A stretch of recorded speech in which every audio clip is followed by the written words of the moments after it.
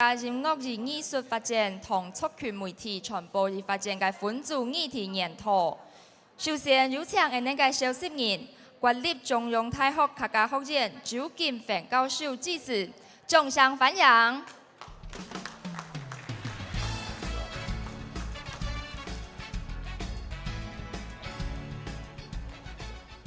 大家好，非常歡喜在咧參加呢禮拜2023全球客家文化會議嘅活動吼。我係國立中央大學嘅客家學院嘅周金芬。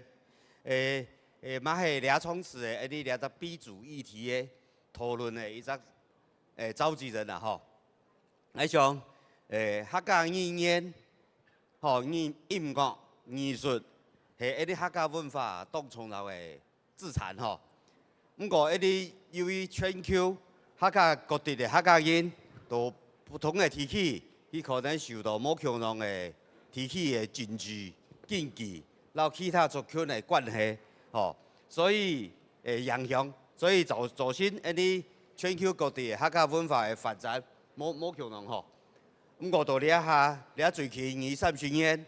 一啲全球各地嘅客家人都透過不同嘅民間嘅組織，然後政府嘅機關，韓國當地方嘅力量咧，大家全部上來復興，我是復振一啲自家客家語言、然後文化藝術吼。所以基本兩隻創始，所咧討論嘅兩隻題目係一啲關於一啲客家音樂、然後藝術嘅發展吼。韓國第二隻題目。係一啲客家族群嘅媒體嘅傳播嘅一種發展吼。而家到咗創始咧，一啲當反映有兩屆，有第一個創始嘅主持人咧，係一啲國立政治大學嘅傳播學院嘅鍾世芳教授啦吼。嗰個報告員咧係一啲加拿大嘅江明月的導演，嗰個馬來西亞客家音樂創作人余典龍先生。過來係暹羅客家社團嘅陳立林主席啦，吼兩隻創始嘅會員呢，係我非常敬仰的一個音樂創作人阿濤哥，吼然後一隻會員係一啲信州東有名三九台嘅這個三狗大的顏志文先生，吼，這個是他們的回應，吼。第二創始呢，都該族群媒體傳播啦發展嘅部分呢，兩隻創始嘅主持人。係一啲客家共享傳播基金會創辦董事長，報告研究3位，一個係馬來西亞嘅藝人啦內容創作者吳美琪女士，過來係紐西蘭毛利電視台首席檢察官 Share， 還有 Don Raymond， 韓國一個係獨立跨文化記者曾月昂先生，會員係一啲。客家電視台嘅相聲員推長，然後漢草文化嘅湯生榮董事長吼，喺上兩隻創始嘅活動，所以見證講一啲客家人到不同地區嘅地方，慢慢透過一啲客家嘅藝術、音樂，韓國一啲慢慢到一啲客家嘅語言，慢慢附近嘅些，佢透過慢慢嘅方式，讓大家本大家藝術，你下一啲全球客家文化嘅發展，佢嘅。特色地區嘅冇強壯嘅特色，嘛係呼應禮拜嘅活動是講，全球客家嘅發展，佢就特色地區有特色地區嘅特色，嘛係一啲形成一啲全球客家到全世界不同的一個多樣性啦吼。所以一啲係咪總上來反映，也到兩隻創始嘅一個討論吼，希望大家阿支持。感謝周金芬教授嘅指示。接下來，我哋嚟進行客家音樂與藝術發展嘅分組議題研討。首先有請議題主持人、國立親子大學傳播學院鍾世峰副教授致辭，掌聲歡迎。大家下午好。應該是要向來自全球的客家朋友以及喜歡客家文化的朋友，向你們說聲午安。大家吃飽了嗎？ OK， 吃飽了嗎？是個很重要的華人的問候語。那希望大家都有吃飽，然後現在很有精神的坐在這裡，听接下来的这一场讲座。那我是钟世芳，我的工作是音乐制作，那我也做音乐跟影像的策展，所以非常荣幸今天能够来主持这一场座谈。那我现在也在国立政治大学的传播学院任教。那这个今天在这场座谈里面，我觉得对我来说是一次的团聚，能够跟老朋友们团聚，那也认识新的朋友，所以非常的开心。那我觉得今天的这2天的文化会议，我相信对很多在场的朋友来说，也是一次团聚，那也是一个认识新朋友、认识新的议题、进入新的当代客家思维的一次的新的路径的一个可能性。那很谢谢客会做这样子的一个安排跟策划。好，那我想先介绍一下我的在台上的老朋友跟新朋友们。那首先，我想先从我的右手边这里开始介绍。那这位是江明月导演。江明月导演，我认识他的时候，他是一位纪录片导演。那他出生在牙买加，但9岁就移民到加拿大。那后来他的纪录片作品大部分都是在谈牙买加华人，特别是客家裔的华人的生活、文化跟延续，那也包含他们的移动。不过今天的讲题，他今天要带我们进入到一个非常特殊的一个题目，我想在台湾比较少接触到，所以是非常珍贵的一些我们会透过它接触到一些史料，是关于客家人如何在牙买加的音乐工业，特别是雷鬼乐风这样子的一个全球性曾经风靡全球的这样子的一个雷鬼乐风当中，客家人、客家裔的制作人、创作者、乐人，他们怎么扮演什么样的角色？那待会江明月导演他会提供非常珍贵的史料，从声音到影像，然后我想就期待他待会的分享。那接下来这一位是我的新朋友田龙，于田龙，来自马来西亚。好，那田龙刚刚跟我说，他说其实他不是客家人，所以我刚刚打招呼一开始说欢迎来自全球的客家人以及喜爱客家文化的人。其实我也不是客家人，但是我做客家的音乐。田龙也是一样，他不是客家人，他是 Sayup， 广东的 Sayup， 那4亿人，但是他在马来西亚成名的歌曲是以客语演唱。那这样子的歌手是不是值得我们再次鼓励，再给他掌声？那但是他来自马来西亚一个很特殊的地方，可以说他在政治上被边缘化的东马，所以他的歌曲里面的族群、族裔的这样子的一个混杂性跟冲撞出来的新的议题，是我们待会可以继续跟着他追寻的一条新的路径。那我们期待他的给我们的待会的分享。然后接下来的一位的新朋友是陈玲丽主席。萨瓦迪卡。好，我是来自泰国。陈玲丽主席，他在3年前成立了泰国的 Siam Hakka Club， 就是暹罗客家社团、暹罗客家俱乐部这样子的一个社团。那我想泰国的泰国化、泰化是在1930年代开始的。1930年代，皮本将军推动泰化以后，事实上他要把族群的差异给消弭掉，所以华人文化或是华人当中的客家文化或潮州文化，在这里面又再次的被消解。那所以在3年前，他成立这样一个 club。我自己因为有在泰国讲学，所以我知道是非常不容易的一项工作，所以非常期待待会林丽的分享。谢谢你们，然后谢谢3位讲者，然后接着要介绍2位老朋友，然后我想对于台下听台湾的观众来说，听客家音乐的观众来说都不会陌生。那第一位是陈永涛，那我想对我来说，陈永涛，音乐对我最大的启发是，他把诗谣、生活跟音乐，结合在一起。然后，其实音乐就是他生活的一部分，所以那个他的创作是极有说服力的。那今天他会作为这一场回应人，我相信他也会提出一个他从生活里面历练出来的不一样的观点，来就大家提出的一个音乐跟文化在地的发展，他可以提出不一样的视野。然后接下来另外一位回应人，我想是台湾客家音乐的创作上的一个拓荒者。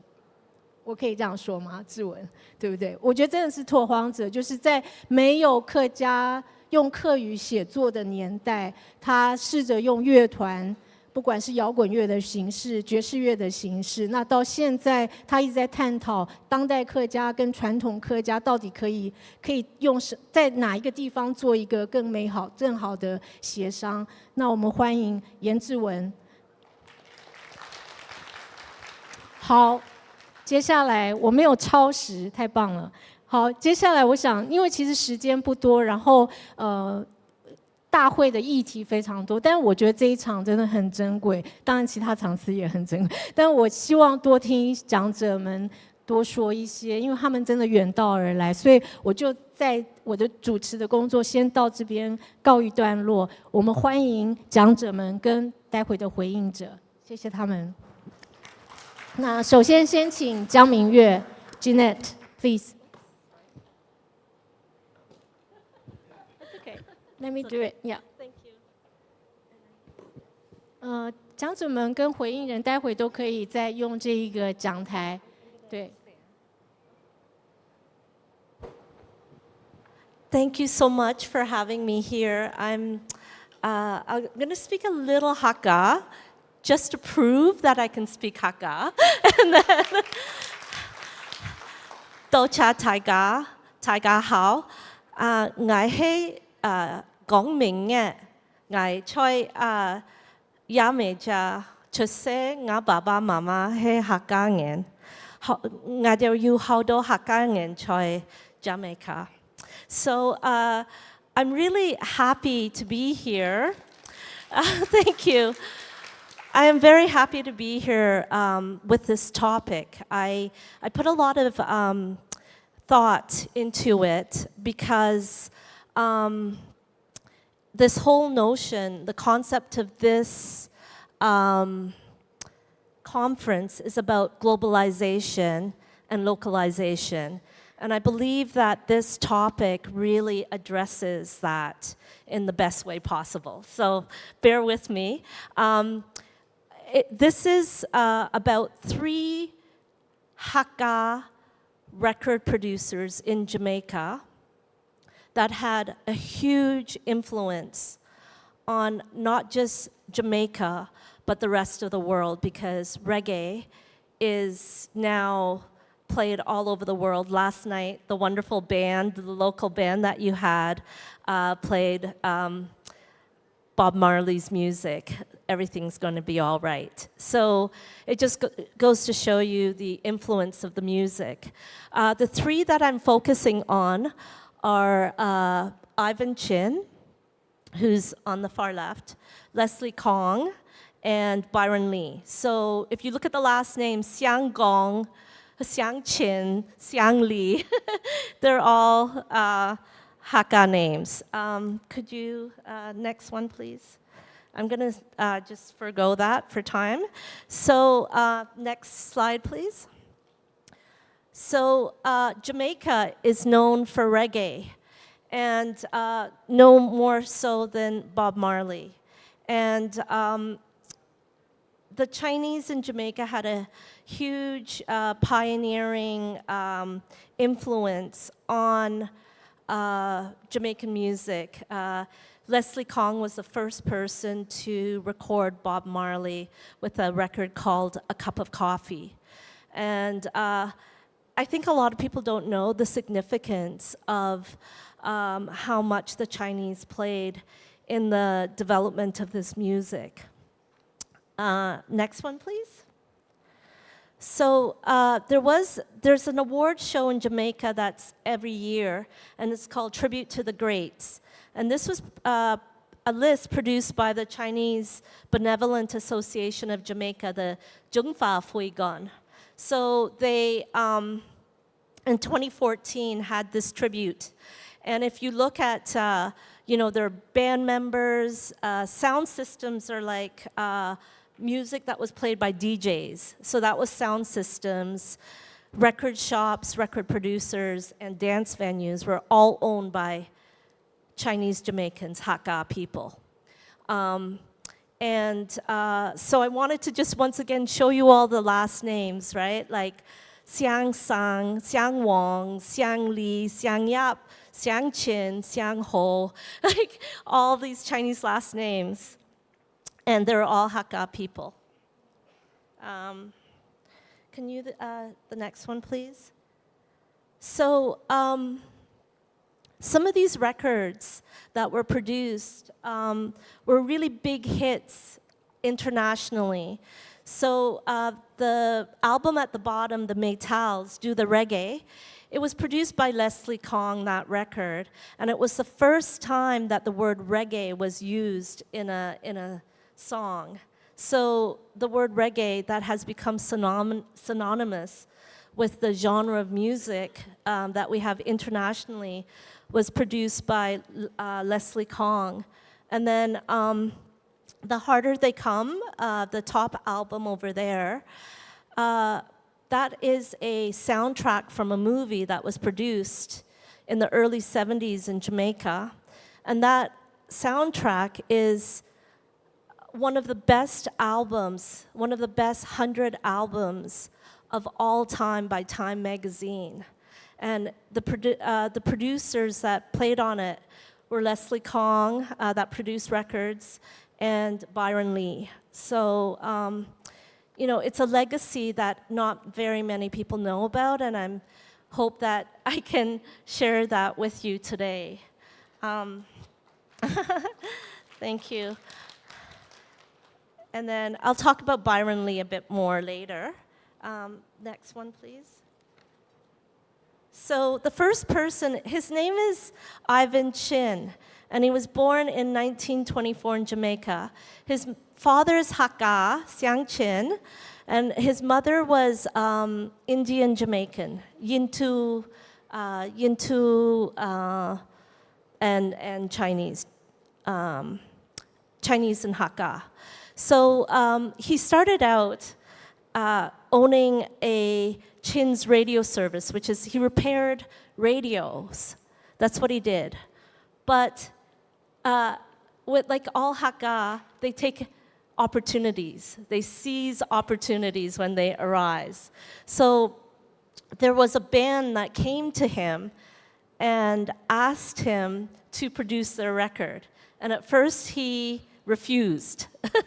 But then he saw how popular the song was, and he changed his mind. Then he started to produce the same band, and he produced 92 songs with this band from 1955 to 1957. And even though he was not a performer, he named the band after himself. So it was called Chin's Calypso Sextet, meaning 6 members in the band. And Calypso was the name of the music that they gave at the time, but it's actually mento. Calypso was very Caribbean, doesn't matter, but they called it Chin's Calypso Sextet. So, and this music was around before independence from England. And I'll talk a little bit about that. So I just want to give you, next slide, please. Okay, could you play the music? I want to give you a little sampling of what the music sounded like.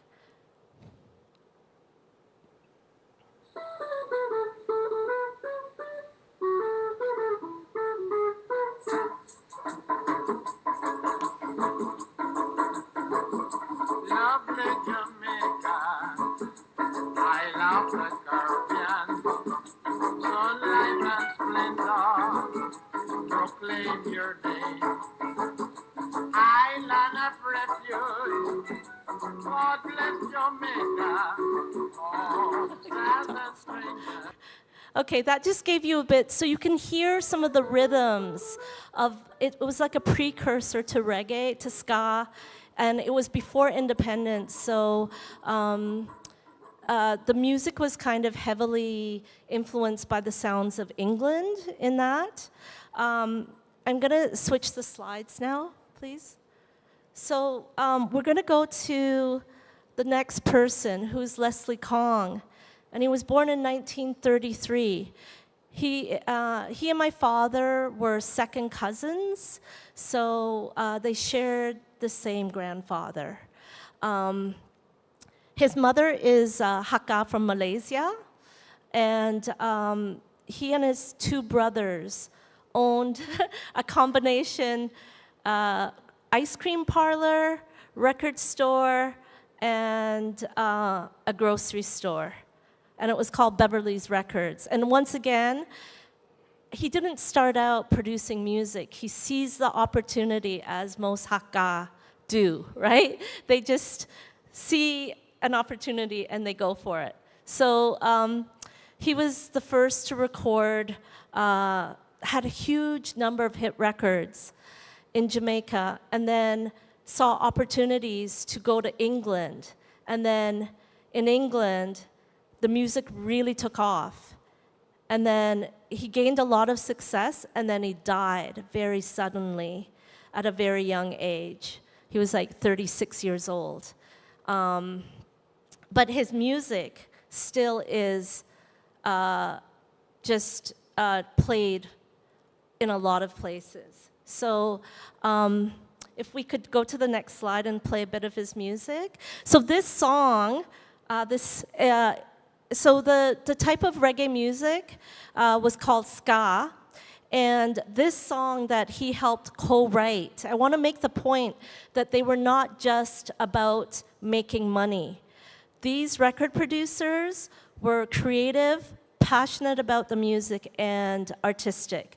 And I think sometimes we forget, as Hakka people, how important art is to us. You know, there's such emphasis on business and making money. Yes, they made money, but the artistry was very important to them. So he co-wrote this song with Desmond Dekker, who is the middle gentleman there.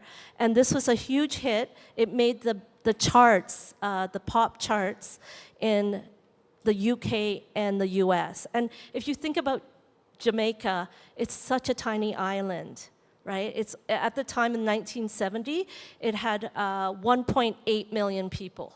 So for us to achieve that kind of success worldwide is incredibly phenomenal. Anyway, if we could play the music. Get up in the morning, sleeping for rest, so that every mouth can be fed. Me Israelites get up in the morning, sleeping for rest, so that every mouth can be fed.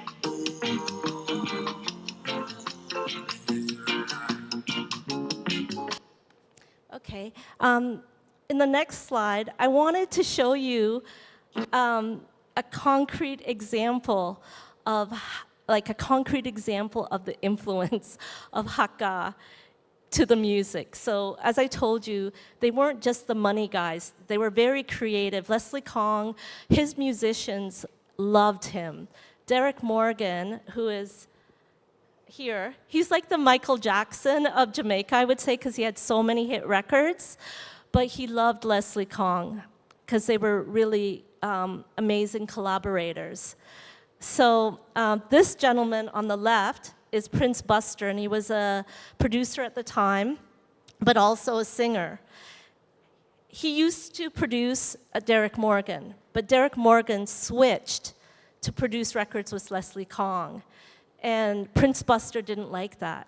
So he put out a record saying that he called him a blackhead Chinese. I don't know how the interpreters are going to interpret that, but it was an insult okay, to Derek Morgan. So he put out a record accusing Derek Morgan of being a blackhead Chinese, that he gave, he started working with Chinese people. So this is Derek Morgan's response. Please listen carefully to see if you can hear what he says. The left, Derek Morgan. You said it. Oh no, beginning again? Can you go to the beginning? You missed it. The beginning of Bad-minded that. people. And Go to the beginning of the clip? Of that clip? No. Go back.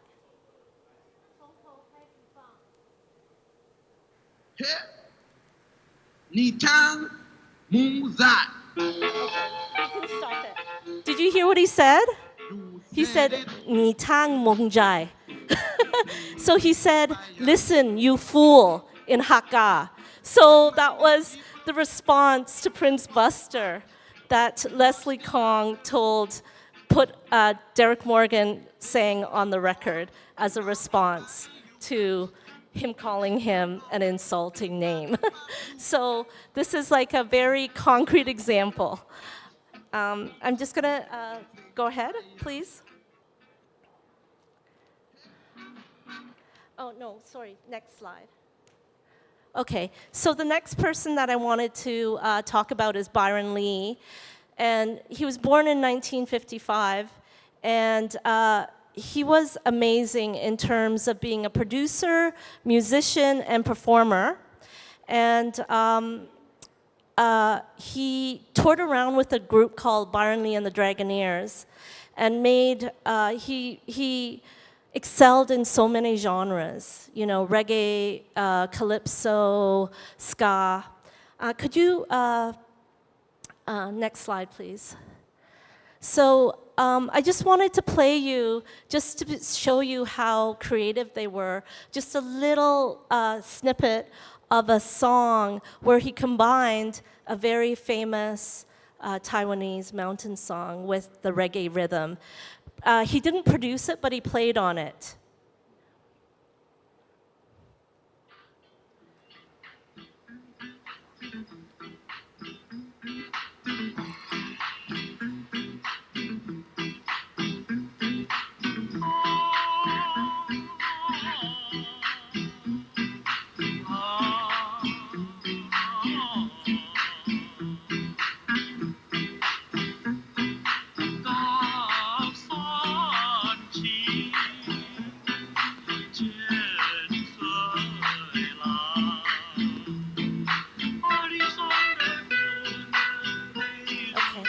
Thank you. I won't play the whole clip because of time constraints, but you get the idea. And it was a very cool version of that song. Could you, next slide, please? So they just had a huge impact. Byron Lee owned Dynamic Studios, and these, the Rolling Stones, Paul Simon, Eric Clapton, all produced records at this studio of his in Jamaica. Next slide, please. So I just wanted to just mention the reasons why I think that this second generation of Hakka children did so well was because in Jamaica, we were all Hakka, everybody. There was like maybe a few people who were from Hong Kong or were Cantonese. For the most part, everybody was Hakka. And we came from 3 areas. We came in Guangdong province, 3 counties that were very close to each other. We came from Dungon, Bao'an, and Fuyang. And so that's why I think we were very cohesive as a community. Okay. And since so many people have talked about this, I'm going to skip this, but they first came to Jamaica as indentured workers and then started doing business, like grocery stores in Jamaica. Next slide, please. And this is an advertisement of all the stores in Jamaica. And over half of them are Chinese-owned grocery stores. So, and I list over here all the industries that the Hakka went into, since they started to expand from being laborers. Next slide, please. So, I wanted to say that I really believe that our Hakka identity and cultural values and traditions contributed to my generation and generations before succeeding was because of the cultural values. We didn't keep a lot of the language. Very few of us speak Hakka, but I feel 100% Hakka inside. Even though my language skills are not the best. Next slide, please. So, and I wanted to also, I believe that there is something called the Hakka ginseng, which is like the Hakka spirit. And it is that hard work, adaptability, and thriving in harsh conditions to gain success. And the work that I do as a documentary filmmaker is not easy, but I believe that it's because of that perseverance. Anyway, and then the last slide that I wanted to show, if you could keep going until, no, keep going. There's a third generation. Sean Paul's mother is Hakka Chinese, if anyone who's a fan of Sean Paul's. Not many people know that.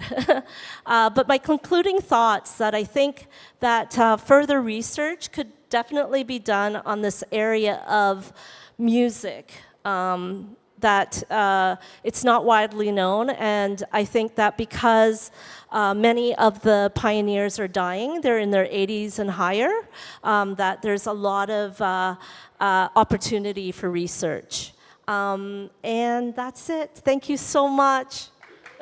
谢谢。多謝大家。非常谢谢Jeanette 的分享，江明月导演的分享。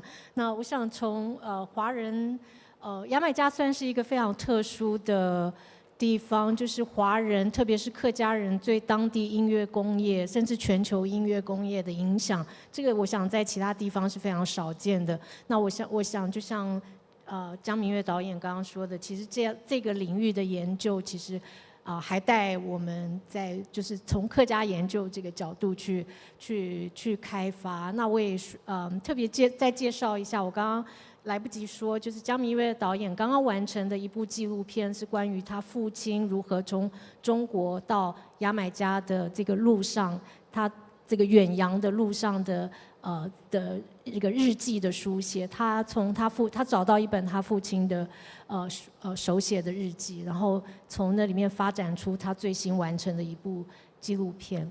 好，那我们接下来就邀请田龙，我们从牙买加到马来西亚的东马，大家都去过西马，但比较少人去过东马，所以我们要靠你带我们去东马。好，欢迎田龙。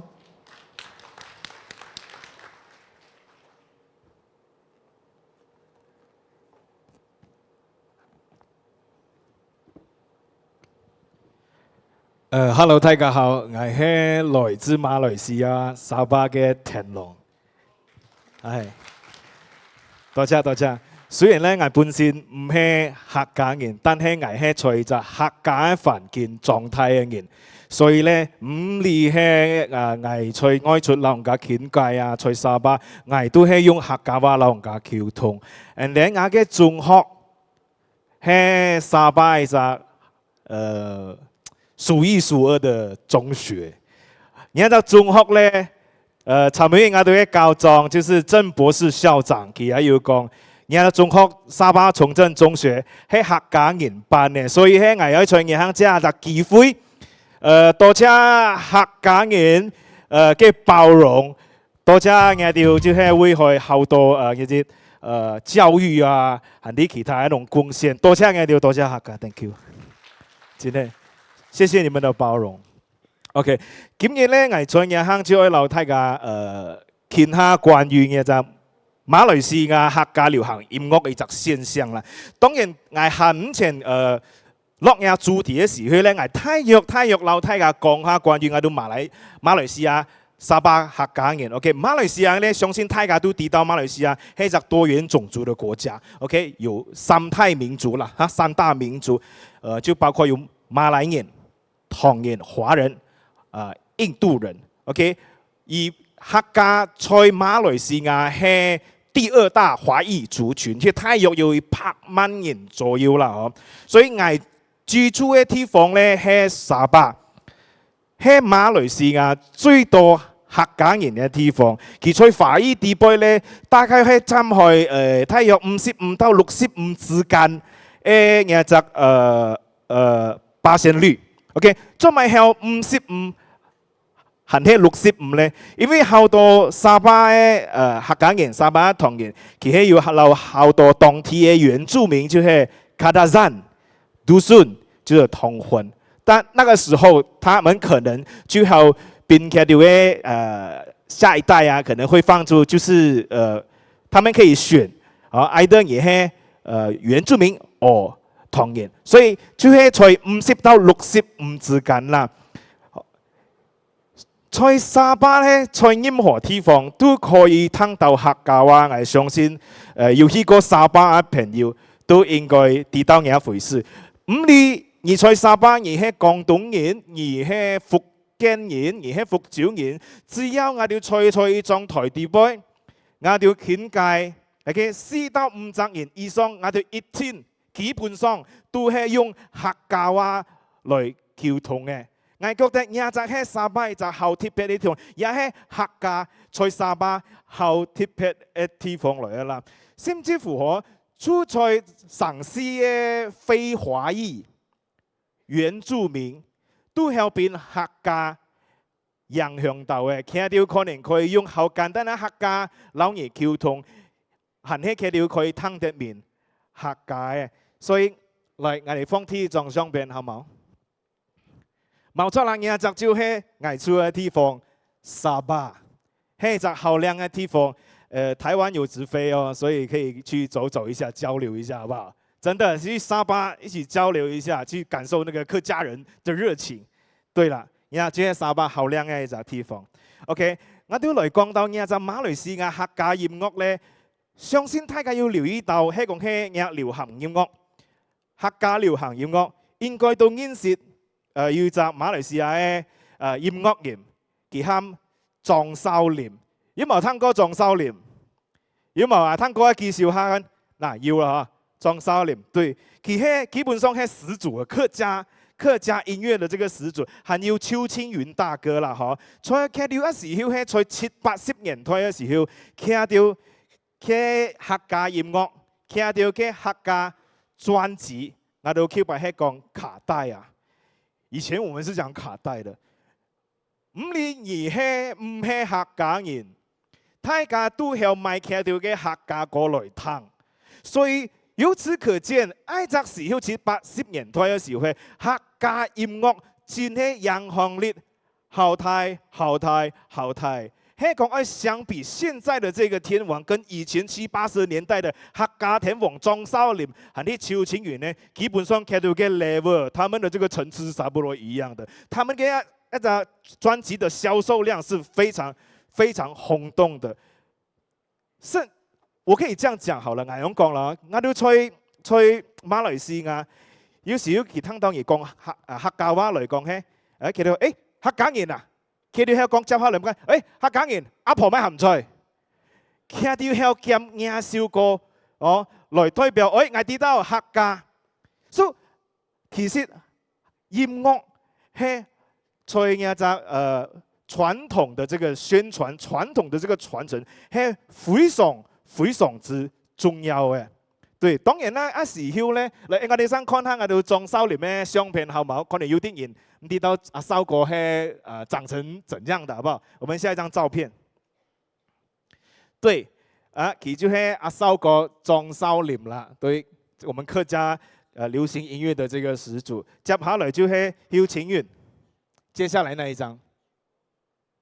對，阿婆卖咸菜这一张专辑，我告诉你，今天冇的店销量，它可以去到除了马来西亚之外，除开马来西亚之外，佢喺逢到去新加坡，逢到去人家乜嘢啊？逢到去門來，逢到去印尼，今天每一人都有講哦，客家阿婆買鹹菜，就係呢隻專輯啦，真的非常厲害啦哈！在馬來西亞呢 ，OK。啊，这个可以，就是再转回去了，啊，再转回去了。对，没有，再回去那个，要不然他一直在出现，没有人看我。开玩笑。OK， 好。OK， 馬來西亞嘅流行音樂其實有一個現象嚇，在參考之下嚇，因為我本身係做客家音樂，我做客家音樂也做去差唔多16年啦嚇。我做客家音樂之後咧，我就變邀請到去好多地方演出，就比如講去中國啊、台灣也有去苗栗，有一次也是在這個桃園這裡，在香港演出。我發現馬來西亞嘅客家流行音樂嘅創作係相比其他國家，就比如講中國啦。啲台灣啦，啲其他嘅就客家流行嘅創作嘅風格係要唔同嘅。相比之下係唔難發現馬來西亞就客家流行音樂係大部分啊，我大部分好大部分係90%部分都係用幽默、搞笑，甚至乎係搞怪嘅方式咧來去呈現嘅嗱。呢隻感覺好強咧，就係當係燒有去到客家嘅支呢隻音樂節啊、活動啊，係啲客家全球客家流行音樂嘅頒獎典禮之後啊，我們看下一張照片，好嗎？謝謝。對，就係我去到一啲泰人呢一隻表演嘅這個舞台嘅時候咧，我真係發覺到嗬，就係除開。我聽到好多國家唔同嘅一隻客家作品，我自己發覺到其實馬來西亞嘅作品之外，在泰人嘅舞台，我哋係講在個泰人嘅舞台啦，嗬，其實到大部分嗬係注重在客家情懷，佢哋好注重在客家情懷、尋根，係啲思念或者是母親客家奮鬥精神之類嘅。嗱，大家唔可以誤會我嚇。因為在客家創作上面咧，要大家行唔同嘅路線，係絕對係啱嘅。哦，銀陽真可以變到嘅就客家流行音樂當中一來嘅熱鬧，係後世來嘅。我相信創作嘅朋友都有認同講，其實創作係冇對漏冇錯嘅，即係創作係以本人以各人嘅事情、各人嘅觀點出發，其實。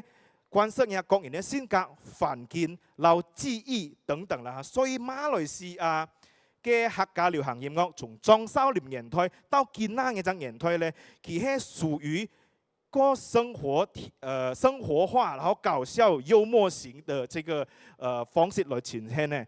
仲咪係應用咧，以下係我各人咧就看法啦，嗬。這個可以去下一張照片。而家就都係我之前去總嘅參加全球客家流行音樂嘅就頒獎典禮啦。OK， 講到爭成一隻 point， 我係覺得其實馬來西亞嗬嘅客家流行音樂係變乜嘅影響，其實第一就係環境嘅影響、環境嘅影響。因為英屬馬來西亞時代嘅時候咧，當時一大批客家人佢哋去馬來亞。佢哋去做乜嘅？佢哋咩去 shopping？ 佢哋咩去 holiday？ 佢哋咩去旅遊？佢哋去做工、礦工、苦工、討生活。因為客家人好捱得啊嘛，係嘛？好捱得啊嘛，所以大家一時候咧就會去爭去求翻息。哦，因為我潛識，所以相信一時候漂洋過海嘅客家人咧，在英屬馬來亞時代，英屬馬來亞時代嘅時候，應該係冇乜嘅娛樂可言。當然，我所謂嘅係娛樂，唔係講自家唱兩首歌咁樣。我講娛樂是大眾嘅娛樂。我的意思是這樣啦，嗬。所以變到講嗬，在銀陽嘅環境咧，在銀陽嘅環境嘅時候咧，去到馬來西亞獨立之後。嘅其他族群包括華裔啊，都變認同係馬來西亞子民嘅之後，生活就慢慢的個穩定了哈。所以一隻娛樂音樂創作，這樣慢慢開始活了起來。所以邊度講咧？但係大家可以知道就係當時嗰個客家人咧，已經係去到第二代、第三代去啦。嗱，大家已經係融入在馬來西亞的各族的這個環境。係講大家他們也有看到我們的鄭博士校長的分享，就是校長我們的博士也有大概是聊這一塊。我哋在馬來西亞要學很多種語言。好多種語言，要愛保留，要愛捍衛我哋自己母語嘅，就係真係就好大挑戰嚟嘅。對，所以變到講好多種種的這個原因哦，在馬來西亞嘅就流行音樂嘅創作地步，就好受嗱一講歌手記載到嘅就對古時候的一個感覺，一個情懷，就算要都係不強烈嘅，但係藝在嘅向我老大家講一聲，其實。聽起來係好冷血，但係其實唔係，但係絕對係唔係，因為我哋在馬來西亞係要好多客家公會，都用唔同嘅方式來去推廣一隻客家的文化，哦，所以我講嘅東西，將係在馬來西亞一隻流行音樂嘅一隻領域就係嗱，另一方面咧就係在。收嗰時代，鄭秀玲嘅時代，佢創作去後上青少嘅客家歌，其中佢也包括創作去嘅就要客家元素 ，OK， 客家就傳統元素嘅這個歌曲。但係我發覺在馬來西亞，係講而按消防人來講係，愛隻感覺大家聽到係好感動，但是那個傳唱度。是相比是比較少的，所以馬來西亞客家人咧，馬來西亞嘅唐人咧，其實都係個中意，也就客家人嗬，創一個生活化。原來這邊的這個時間這樣子走的，是吧？我的心跳好像跟着走了，時間差不多要到了，真的。OK， 我快的 ，OK。接下來咧，讓四隻元素咧。就係一隻語言的環境啦，馬來西亞唔係一隻單一語言的環境啦，所以咧在客家創作地步咧，要讓呢隻現象就係你可以在歌詞地步聽到我哋在馬來西亞各族通用的這個詞語，就比如講 roti 係馬來語 ，roti 就係麵包嘅意思。OK， 裝修裡面有少個 roti 要而家就是5000香飲茶，對，這個馬來語就會在裡面的，然後或者是搭幣。搭幣是但是的意思，但是這些我們是通用的 ，OK。馬來西亞不管你是哪一族咧，佢基本上喺傾偈都係用到呢啲詞語嘅。我本身咧都要寫去笑過，因為我本身好中意沙巴，我好愛沙巴。當然我喺在客家嘅環境狀態嘅，沙巴要就好特別嘅產品，我哋喊佢嘅產品喊做 Sino Kadazan。Sino Kadazan 嘅意思就是華人、客家人，不管是客家還是福建，他們就跟我們的原住民通婚 Kadazan， 所以我們叫做 Sino Kadazan。當時我有講開啦，沙巴係一隻好和諧嘅一隻地方，所以我就寫開一首歌，喊做 I Love Sino Kadazan。地背係也係要馬來要當然係客家歌啦，要馬來要英文，還要 Kadazan。因為時間的關係，我看我們播一段好嗎？播到 chorus 那邊，讓大家聽一下。有首歌係我嘅自己創作，希望大家可以聽下參考下。聲音有嗎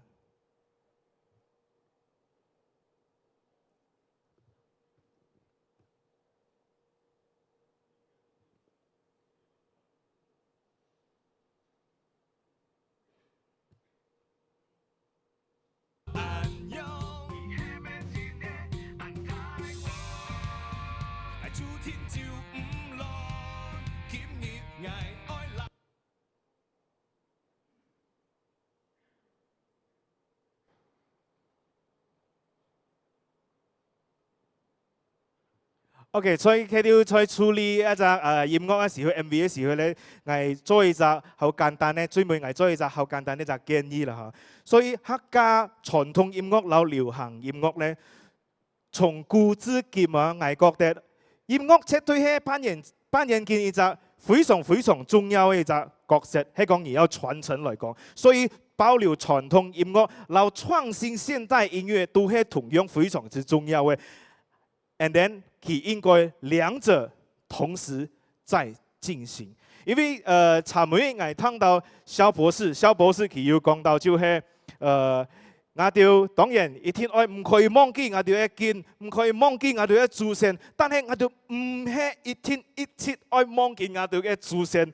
去留去活動係咩？我哋愛念到係乜嘅？我哋以後客家，以後我哋同人接下來嘅資訊，係愛兩邊去編劇條來繼續講我哋嘅母語。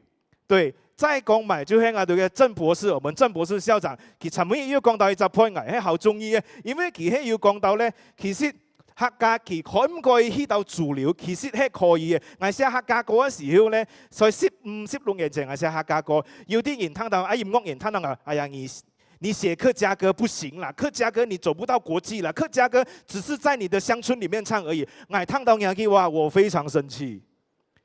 真的非常生氣，雖然我不是說在大家在客家人面前說這句話，不是，我是非常生氣，因為我在客家環境長大，對，客家佢係可以去韓國演的，它可以是國際化，它可以年輕化，它可以去到更遠。結果我就拿着我的專輯，我去了就是去海外去參加一些頒獎典禮，結果是我拿到了這個最佳作曲作詞，然後最佳歌手，然後我拿這個獎回去的時候，謝謝。我咁樣將專輯嘅時候，我就貼喺我朋友面前行哦。我講客家我去到幾支舞台哦，我講哦，所以客家係可以去到韓國人，可以去到年輕化嘅，只要我哋用對嘅方法。OK， 我哋去了解到底見哪年輕人 ，OK 客家人，做乜佢唔講客家話，做乜佢唔接觸客家文化？其實一定要原因，我哋首先咧都唔可以去罵佢了爭，我哋首先愛去了解到底年輕人佢愛乜嘅，其中一種方法就係流行音樂。對，多謝大家。對，並且要了解流行音樂，並且要了解其實客家係一隻很好玩的東西，客家是很有趣的東西，只要可以被吸引到，哎，其實也很好玩。然後其實我去可以聽一下，其實我可以去看一下，就從這裡慢慢並且要帶進來，慢慢用新的方式、新的這個方向，並且要踏落來，然後踏進來客家的文化，好冇？所以今天我分享到這裡，然後那個音樂有嗎？還是時間已經不允許了，還是怎麼樣？我們在聽，我們可以放一段嗎？放一段啊，到，是。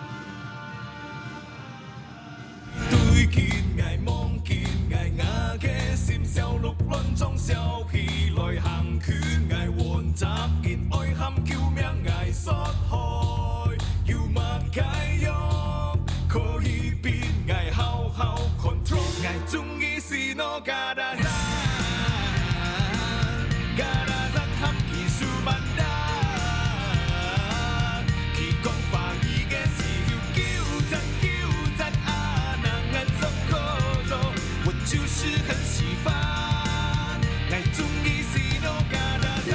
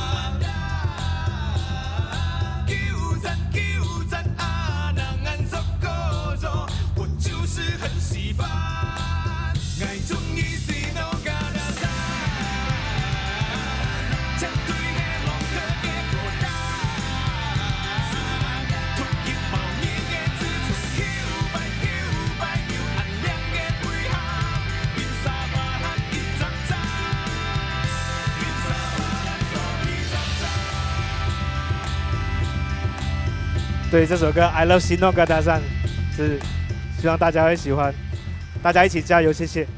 好，谢谢田龙，除了带我们到沙巴的阿碧嘛，对不对？雅比市之外，然后也介绍了马来西亚的客语创作的一个生态。那我觉得更重要的是，你带我们进一步的去思考，客语歌曲的当代语境以及多元叙事的可能。我觉得这可能也是目前台湾的客家年轻创作者比较缺乏的语汇。那谢谢你带来这样的一个新的启发。那谢谢田龙。接下来我们就请林丽，来自泰国我们的 Siam Hakka Club 的主席。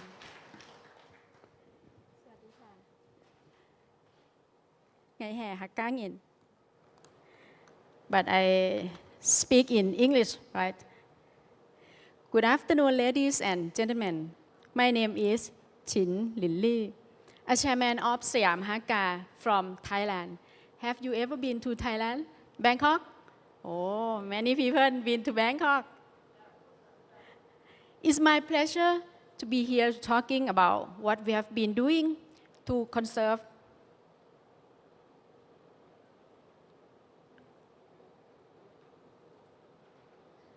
the Hakka culture, food, language, and traditional Hakka costume.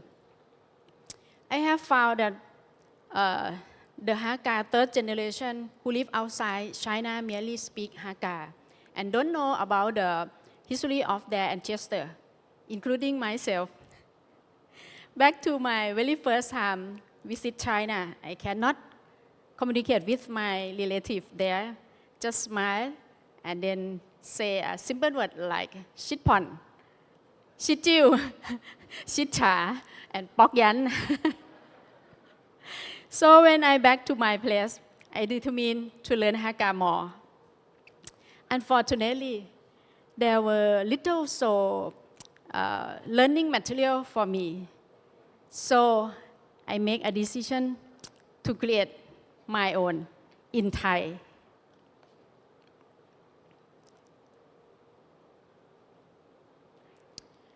I have a YouTube channel. Right now we have around 600 clips, including basic conversation, basic grammar, interview many people who knows Hakka well, traveling, how to cook Hakka food, Hakka song and comedy joke.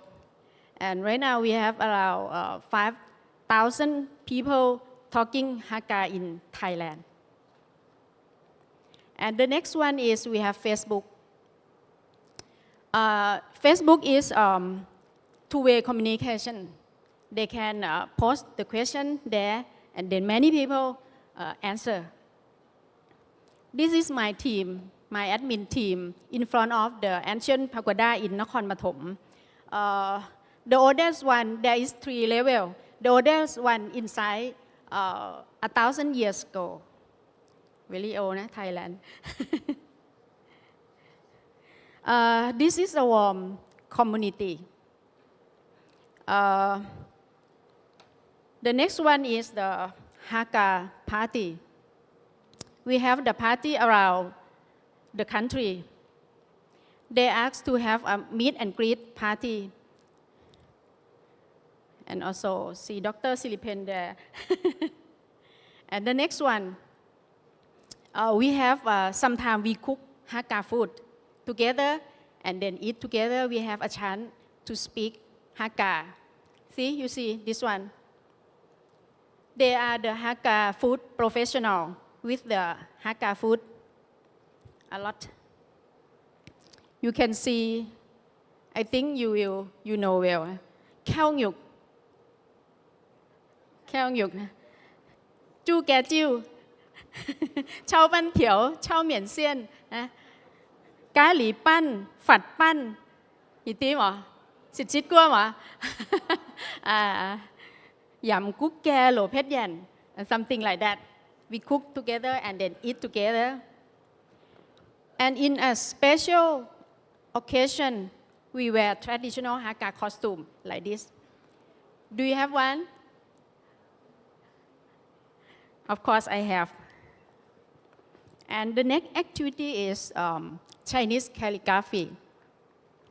In Thai, almost Thai people, Thai Hakka, they cannot write Chinese alphabet. So this one is very difficult for them, but they still join because they think it's an occasion, it's an opportunity to join and then speak Hakka. And this instrument came from Taiwan.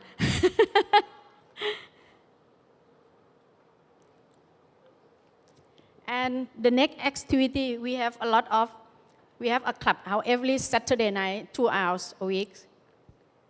Because someone said it's really difficult to type, it's like karaoke. To type, the accent is not the same. But if we have clubhouse, they just talk. And we also have live chat, live square, because someone don't have Facebook and cannot go into clubhouse. It's too old. They are too old to apply the clubhouse. And have an activity to eat Hakka food around the country. And the next one is sing Hakka song. Okay, let me introduce Ko Hin Fa. The big man behind the success story who creating the Hakka song. He asked me to deliver this message to you all. The overseas Chinese are encouraged to visit their relatives and worship ancestors in their hometowns in China, and to search their family tree to find their own roots. His grandfather came from Tongkang, Fungshun, Guangdong. Anyone come from Guangdong? Thank you. He composed the song. He composed the story of the difficulty that our grandparents moving out of their own country, and how did they live, and what did they do to earn for a living.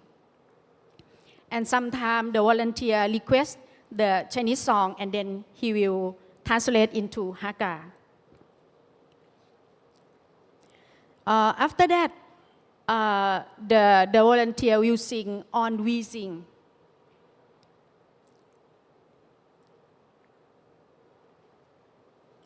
Sorry. They sing on We Sing, and then we upload to YouTube. If you want to try to understand Thai accent, you can visit my channel. Right now we have more than 40 songs. And the ongoing activity are including teaching Hakka song, singing. And the singing contest will be held soon. The Hakka singing contest in Thailand. I wish that this activity would perfectly help bring together the Hakka people in Thailand to singing. And now we have been doing those for years. We have no plan to stop yet, and we'll keep doing those more and more. Thank you very much.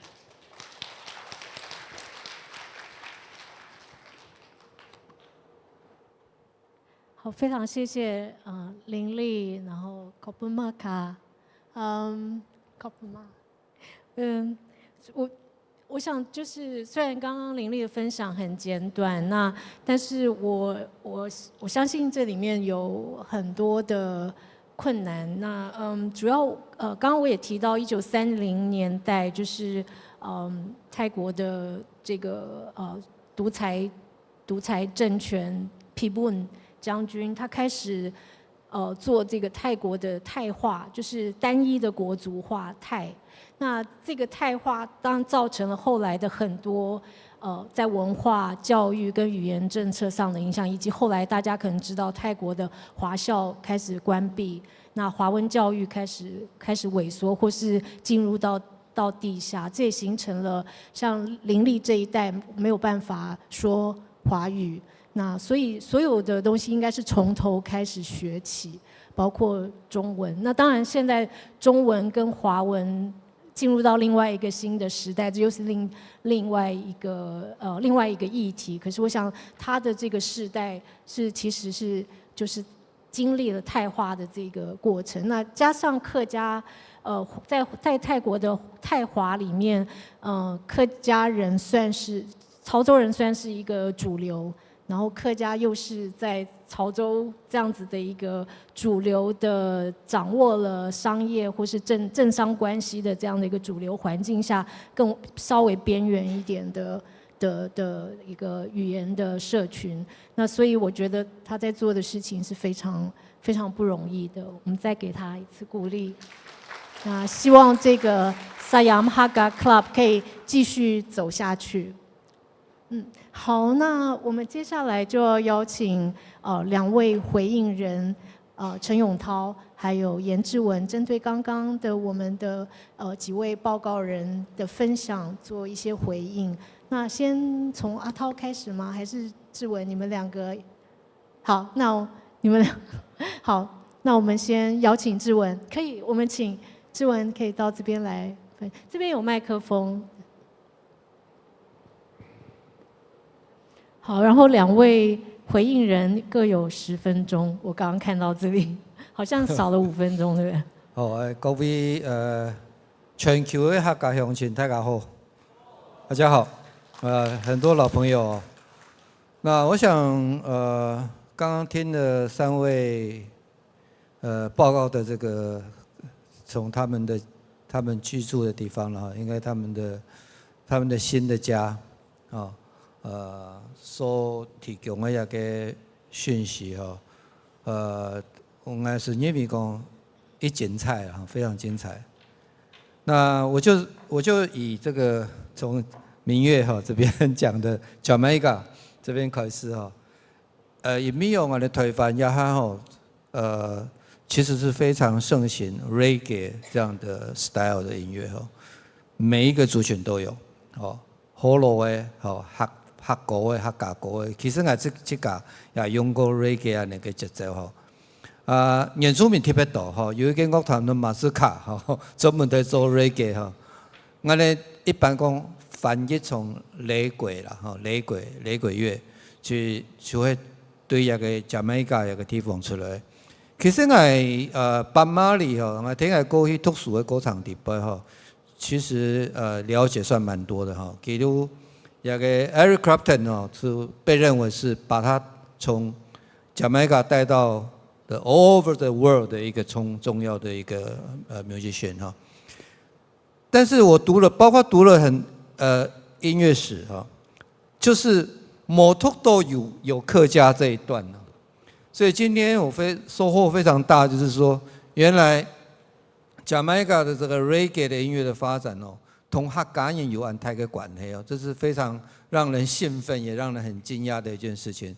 那我们就好好的推广这件事因为我们这些台湾唱雷鬼的，我们都要告诉他们说，对不起你们唱的都是我们老祖先一起发展的 style 对，这个是我最大的感动。那当然就是说民乐呢，他这个用了很多的心去收集这些资料，把这些资料呈现在我们的面前，这是非常不得了的一件事情接下来就是天龙天龙讲给一个沙巴，其实我有去过了2019年神教太乐团有去演出在做2场的演出对这边的了解完全同天龙讲的案的同样了我们有去那个崇正中学有拜访副高中才没看到高中对那个副校长在，他好像是辅大毕业的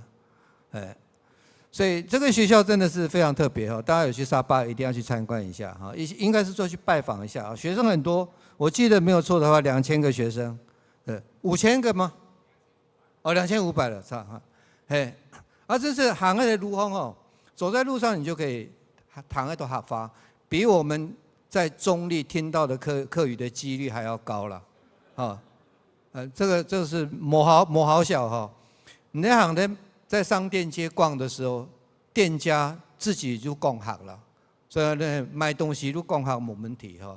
所以这是个特殊的地方。啊，拄好我其实三九太空团哦，对旧年也昨年的初六，将对新加坡转来。那我哋8月26先到吉隆坡，然后待了5天之后到新加坡哈。那这一趟当然主要还是音乐的展演，但是我这一次的收获非常大，而且就是有更大的冲击，就是说，因为我们这次呢遇到很多在地的音乐人啊，就他本身做创作音乐，在吉隆坡的时候呢，第一场演出呢，我就邀请当地的这个歌手呢来一起哈，所以他们找了2个。我们想预期说你唱什么歌都没有关系，俺来唱客家歌的哈，你唱马家歌都没关系。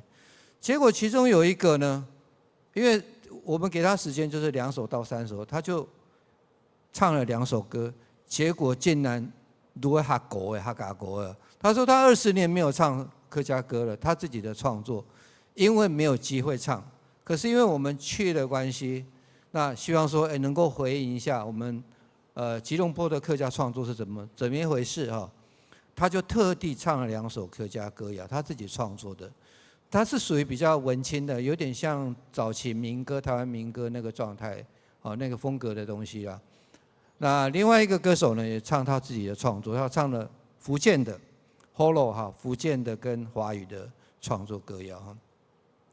然后我们在吉隆坡当然演了2场啊，就是有到拉曼理工大学。我们今天这个拉曼理工大学在场的这个朋友也有在了哈。然后呢，我们到新加坡，主要是去那个滨海艺术中心邀请，在滨海艺术中心演出。那同时呢，也做了另外的场地的演出。那这2边呢，我们这一次碰到了一个像，因为比较多时间可以谈到哈，如果台湾的客家创作，台湾的客家创作哈的现况，其实他们是非常有兴趣的哈。因为我们接触的当然是比较年轻辈的创作人，他们非常有兴趣。为什么我们台湾可以长出像我们三九泰安的给音乐哈？当然这个细节我就不说，但是他们后来我说，你马来西亚、吉隆坡、新加坡，你们也是可以这样做啊，就是可以写自己的母语的歌嘛。第一句话就说。不可能，我说为什么不可能？他说我们没有市场。那我就觉得我就很疑惑，因为那我当然很简单，我说当我们开始的时候，我们在台湾开始的时候也是没有市场，也是没有观众，也不知道唱片公司都不要。我们是1997年开始，我自己1997年开始，阿涛也是，那个时候我们都不知道市场在哪里，但是。你觉得我给了一个逻辑说，俺的台湾哦，我们台湾有这么多客家人，有400万，那为什么听不到当代的客家歌？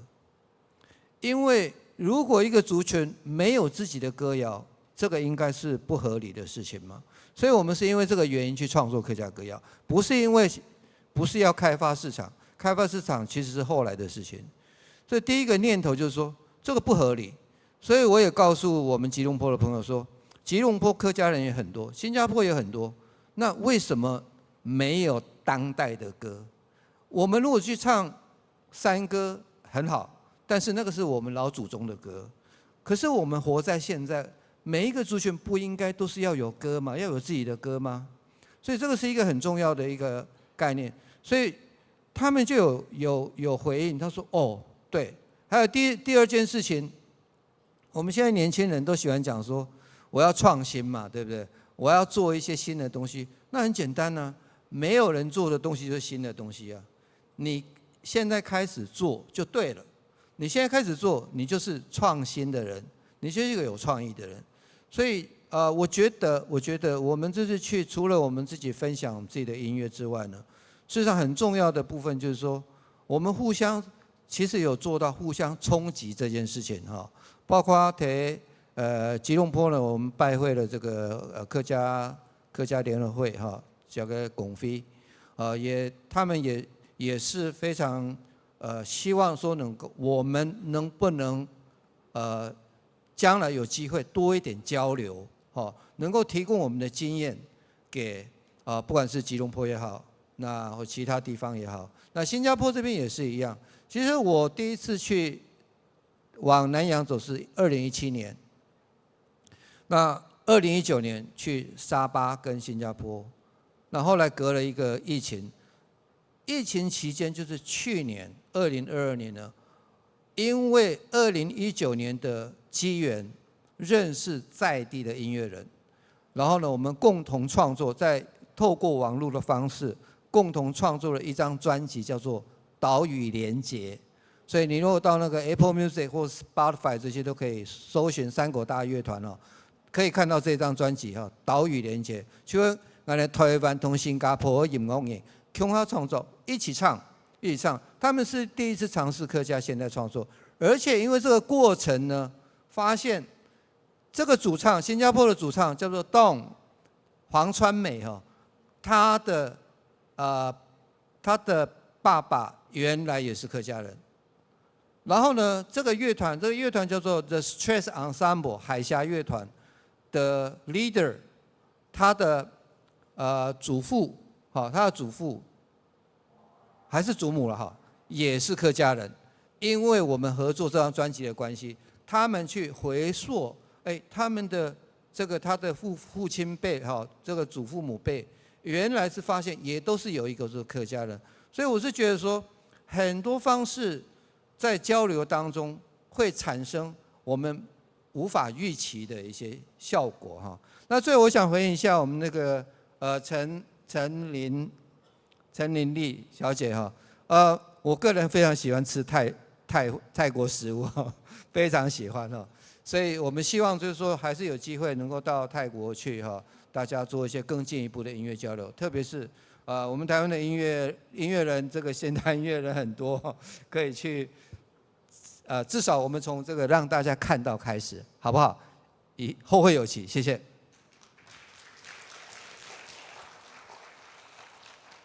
好，谢谢志文把台湾跟新马，然后以及未来的泰国客语创作生态串联在一起。然后我们接着就邀请阿涛陈永涛，请。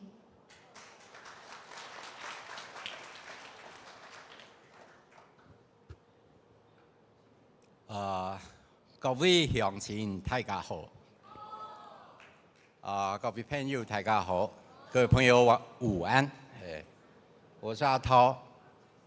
我做音乐一开始会有这个契机，就是想要写一条歌帮阿公唱，想要写一首歌给我祖父听，因为那个时候他90岁，身体已经看起来快不行了。我记得我小时候刚上学，放学的时候，我祖父就会躲在关西的家附近的门口，在一直看这个孙子回来没有。大老远看到我就开始唱山歌给我听。扎扎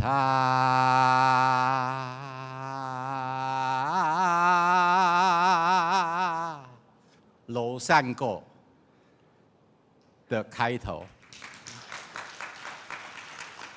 就是祖父在我很小的时候就把我的耳朵打开，把我的心灵打开，知道音乐是可以穿透人心的。他一唱，整街的人都跑出来，哦，阿曼哥又该唱山歌了，哈，孙子转了，哈。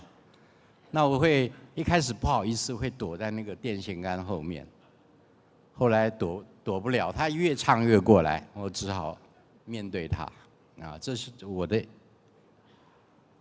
启发我的心灵的一个开始。一转眼他90岁，我看他不行了，连路都懒得走，那只好轮椅推着他。我说：“阿公，你头摆唱歌不爱弹，唱架摆好冇？向好，向阿妹离家颁奖日，阿哥上妹15日，颁奖日15日是2个不同的计算方式，也是一种情感的表达方式，非常含蓄。可是他是用讲的，他不是用唱的。他已经懒得唱了。我那时候口袋有烟，阿公你就想吸烟吗？我帮他点根烟。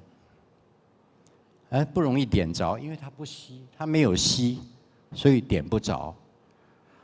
阿公叫，让被臭没哈？着了，着了以后放嘴巴里，烟没有吸。我想说，他一点欲望都没有，唱的能力没有，吸烟的欲望也没有，所以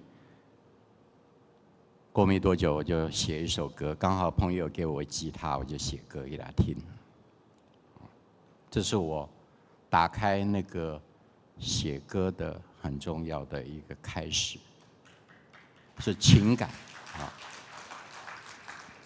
我刚刚听到明月谈到他的接触的这个 Jamaica 以牙买加音乐的开始。牙买加音乐很感人，跟客家山歌一样，它会让很多人的心在跟着摇摆，好像波浪一样，好像一阵阵的海风吹过，很舒服。听牙买加音乐，你就想躺在那个比较舒服的吊床上，还是很舒服的椰子下面，在沙滩边坐下来，一罐啤酒，还是什么果汁就很轻松。听到龙哥的沙巴的音乐，让我感觉到那边的热情是无限的，就像那里的海是那么宽阔。那看到林丽姐在这里出现，让我想到一种泰国的风味，跟阿文哥的感觉一样，很强烈。我第一次吃那个泰国酸辣汤，觉得你要不按重按强烈而我感觉那边的女性的热情应该也是这个状态所以充满期待讲到这个部分呢，我其实身为一个音乐人，去谈音乐可能会很枯燥我想用料理来讲这件事情。料理客家人最强的是什么个？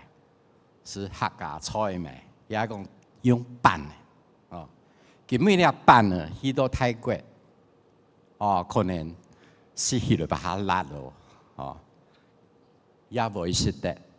咁樣去到沙巴可能開山地背，同啲安度因為客家嘅班參強下，咁又不會識得咧去到牙買加也喺加拿大，有冇同樣嘅參與客家嘅語言、客家嘅音樂、客家嘅山歌，變成一隻元素，像spicy 像福州嘅也係鹹菜，阿婆鹹菜香港鹹菜去到沙巴嗰邊阿婆哋嘅賣去下沿島嘅去到 Jamaica 是變成泡菜，也係梅乾菜，香港乜嘅鹹菜乾。鹹菜乾嚟剁豬肉，去到去到新竹也係苗栗地區，係有機會食到呢種阿婆煮出來嘅菜，一定非常嘅感人感動。一個汉堡，因为有一个食道的没有地方西方食道哟，用汉堡有俩很多有咸菜讲的梅头喏，该食得嘛，该怕不会食得的哈。音乐、艺术俩东西全部会相通的，希罗那位会在做。啲菜题要一個上建起來，要一個開花結果。看到很多朋友啲咧，我心感到非常嘅快樂。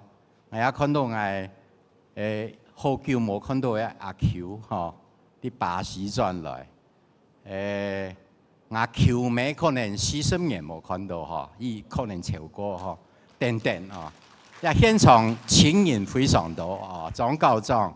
張秋台先生，呀，演啊，看到嘅不一樣啊，是啲，教長，很易眼看，非常歡喜看到按到嘅啲客家鄉親，也係關心啲客家文化發展嘅朋友啊，什麼大家，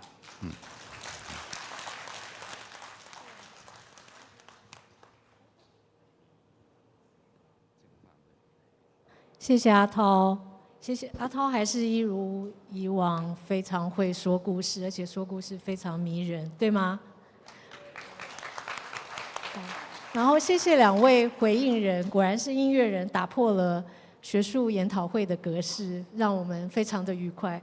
好，那我们就继续愉快下去。我刚刚特别请教了主办单位，我们可不可以开放现场观众提问或回应？我相信有很多人都想要做一点回应，但是因为时间非常的紧迫，所以我们开放2个问题，然后请提问的朋友一定要很简短，然后只能问1个问题，好吗？好，那谢宇辉，你举太快了。好，宇威这边麦克风。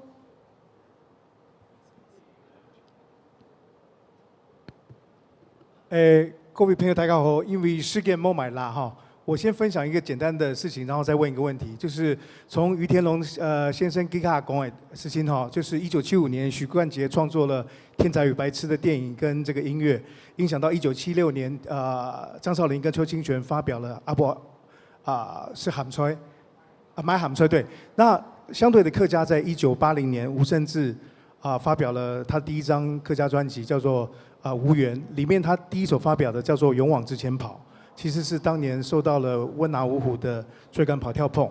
那我有填调的时候有问过这个原创作人吴胜志的太太，还有当年录音的鼓手，他认同就是说他是受到广东的温拿五虎追赶跑跳碰的影响。所以刚刚你讲的东西呢，我觉得其实我们应该谦卑的，应该是感谢广东电影跟音乐对客家音乐的刺激。当然，这个跟70年代很多各地方的自主，比方说在台湾的民歌运动、中美断交，还有乡土的运动有关系。但是临门一脚，就是不管是马来西亚还是台湾，临门一脚都是香港影视的催化剂。我想跟大家分享。好，谢谢宇威非常重要的分享。那田龙有要我要问一个田龙的问题，就是就是像台湾现在也非常尊重这个母语的教学哈。那相对在马来西亚这么多的族群，他们在相互之间，比方说这么多语言，会不会有困扰？或者你在马来西亚推展客家音乐的时候，其他族群的态度，或者说会不会遇到一些困难？印度人他们听得懂华语或客家话吗？族群相互之间都会了解，比方说至少4、5成的那个语言吗？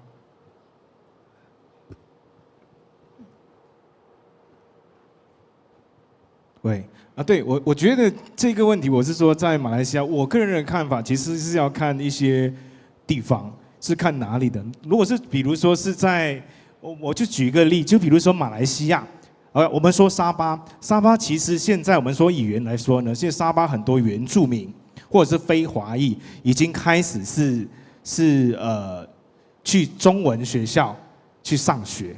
对，那我们在学校呢，马来西亚的状况就是说，我们必须要，不是全部学校都是一样，但是我去就读的学校是3语并重，就一定要是马来语、华语、英语都一定要学，一定要考。对，当然它也有国中。那国中的话呢，就是华语是可以选的，你要不要上华文课？对，这个是就是我们说比较就是3大种族的那个语言。那说到方言来说呢，我是觉得说在方言来说，我们在我个人的看法了，在推动这个方言来的这一块呢，我是觉得说它还是面对着很大的一个挑战。是，它的确是有很大的挑战，因为我就直说好了，因为呢，我们这个母语比如方言，它其实都很多年轻人，我相信大家都知道，就开始会拒绝，对他们先拒绝了，是，所以刚才我有说的那一点，就是我觉得在不管是任何的这个工会还是怎么样的，我觉得我们要先了解这个年轻的人朋友他们。是想要怎么样，或者是我们要怎么样让他们觉得就是这个方言是好玩的，客语是好玩的。当然还有就是其实我再举一个例，就比如说在槟城其实很多印度人，他讲福建话是非常厉害的，讲华语、讲广东话也是非常厉害。是，然后在沙巴也有一个状况，就是原住民的，在我们看到原住民，我会跟他说。基本上会沟通马来语，但是他一开口跟我讲客家话，那感觉很好。是，我觉得这个环境啦，我不知道没有回答到你的这个问题，不好意思，有吗？有哈，啊，谢谢。好，谢谢宇威的分享以及田龙的回应。那我想宇威提到了一个粤语70年代的这样子一个其实算本土语言的一个潮流。那这个当然对后来的。香港的流行音乐工业影响非常大，也影响了全世界华人的一个聆听的习惯。其实我刚刚跟田龙打招呼，就说：“哎，你的歌让我想起许冠杰。”好，那我们再一个问题，我们这边的观众好了，好不好？再一个问题，有吗？或是对不起，那边没有，那我就后面有一位观众，蓝色衣服的观众，麻烦我们的工作人员，我们工作人员会递麦克风给您。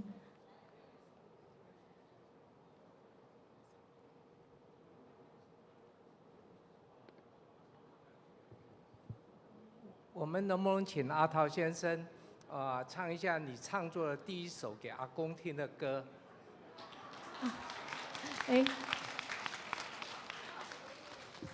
他说。那个阿涛，我想今天我们主要是对，我们今天晚上留下来参加晚宴，就会有听阿涛的歌，会非常过瘾。我们今天先以3位的报告人以今天的主题来回应跟提问，好吗？好，谢谢，请耐心，你的乐迷已经无法等待了。好，谢谢您。好，有没有另外一个问题？对，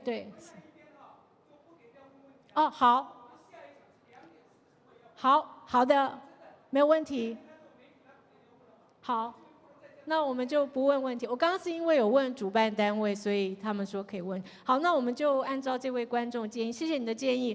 那我们今天的这一场讨论就到这边结束。我想借用阿涛，对不起，我做一个小结，不好意思。我想借用阿涛刚刚提到打开耳朵、打开心界。